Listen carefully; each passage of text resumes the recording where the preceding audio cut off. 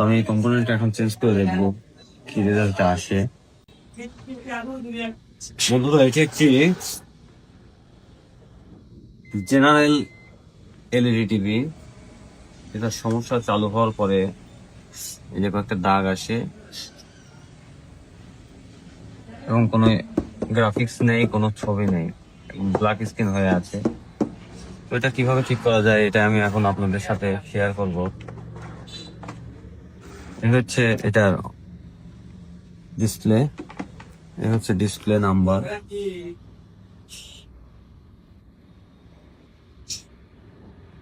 তো এটার যে প্রাথমিক যে অবস্থা সেটা আমি আপনাদেরকে এখন শেয়ার করব।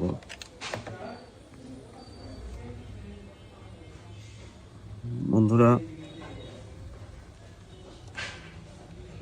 এটা হচ্ছে ডিসপ্লের প্রাইমারি ভোল্টেজ 12 ভোল্ট, ঠিক আছে। এখানে আছে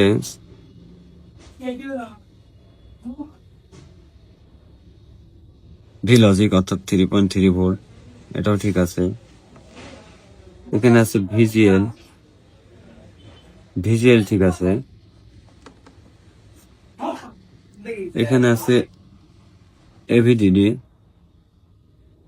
এভিডিডি ঠিক মনে হচ্ছে না, এখানে 12 ভোল্ট দেখা যাচ্ছে। এখানে আছে ভিজিএইচও ঠিক মনে হচ্ছে না।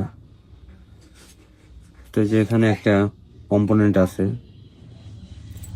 এখানটা কিন্তু অ্যাবনর্মাল মনে হচ্ছে।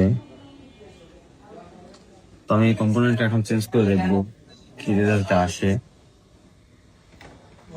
দেখে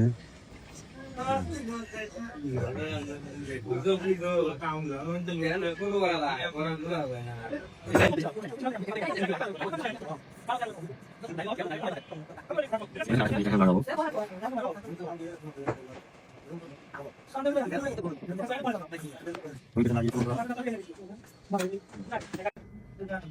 দেখা যাক যায় ভোল্টেজটা দেখাই। এখন কিন্তু এদিকে ভোল্টেজটা চলে এসেছে। এই হচ্ছে এভিডিডি ভোল্টেজটাও ঠিক আছে। তো এখন স্ক্রিন দেখা যাক কি দেখতে পাচ্ছেন বন্ধুরা, ফাইনাল রেজাল্ট কিন্তু আপনার চোখের সামনে। তো ভিডিও ভালো লাগলে লাইক, কমেন্ট, শেয়ার করে পাশে থাকবেন।